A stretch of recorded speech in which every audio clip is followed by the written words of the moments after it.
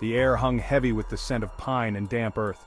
A cold wind snaking through the forest carried with it the murmur of the Rhine. This was the edge of the Roman world, the wild frontier of Germania.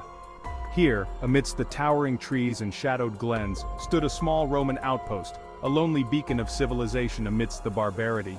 Its wooden palisades, honed to sharp points, were a testament to the ever-present danger. The legionaries stationed here were the guardians of Rome's might, tasked with holding the line against the unpredictable tribes beyond. Life on the frontier was harsh, unforgiving. The men, hardened by years of campaigning, found solace in routine. They drilled relentlessly, their movements honed to a deadly precision.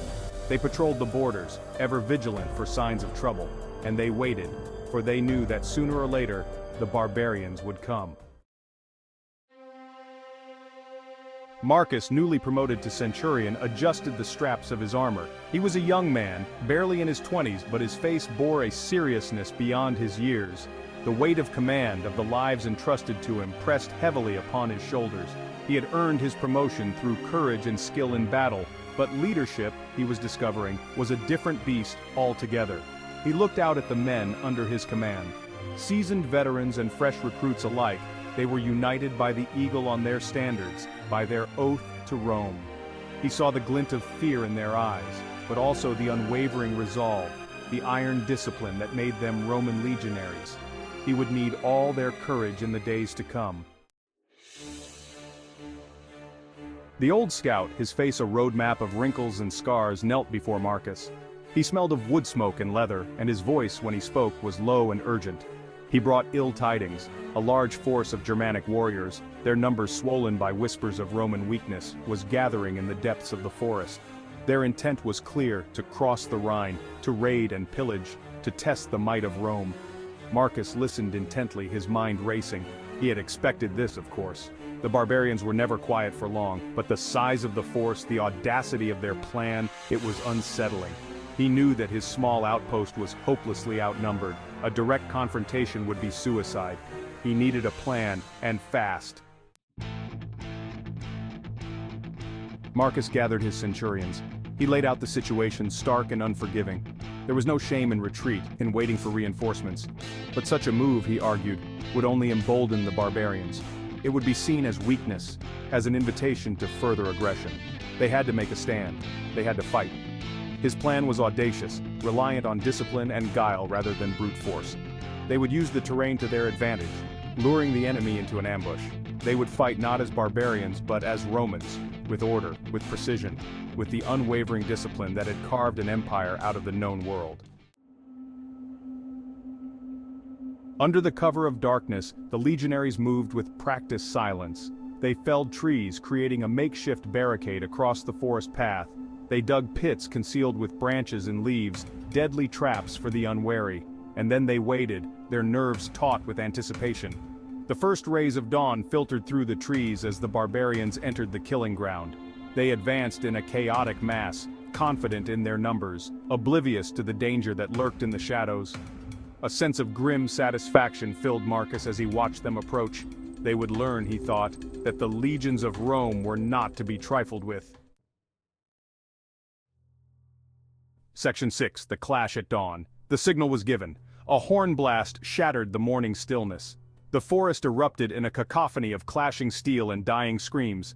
Roman javelins thrown with deadly accuracy scythed through the barbarian ranks. The barbarians, caught completely off guard, stumbled and fell, their ranks thrown into disarray.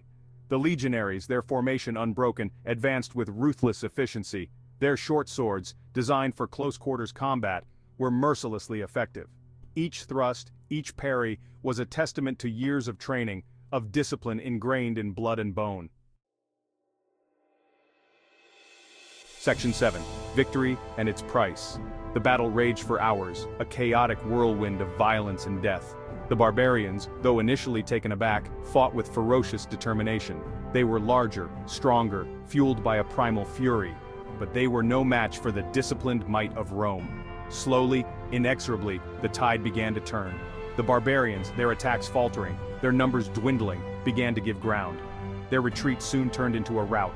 The forest fell silent save for the groans of the dying.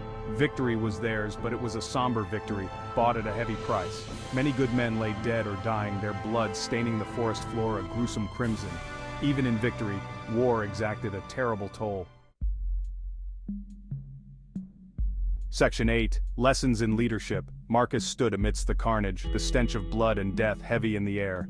He looked at the faces of his men, marked by exhaustion and grief, yet hardened by the crucible of combat. He had led them to victory, but at a cost. He had learned that leadership was more than just giving orders, more than just inspiring courage. It was about making impossible choices, about accepting the burden of responsibility for the lives of others. He had also learned the value of strategy, of discipline, of using every advantage at his disposal. Brute force alone was not enough. It was the mind, the ability to plan and adapt, that truly set the Romans apart. These were the lessons he would carry with him, the lessons forged in blood and fire on the edge of the Roman world. Section 9. The Weight of Empire.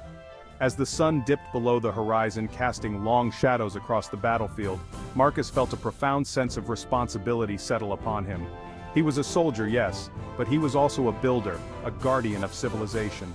The Roman Empire, vast and powerful, rested upon the shoulders of men like him, men willing to fight and die in its service. He knew that there would be other battles, other enemies to face.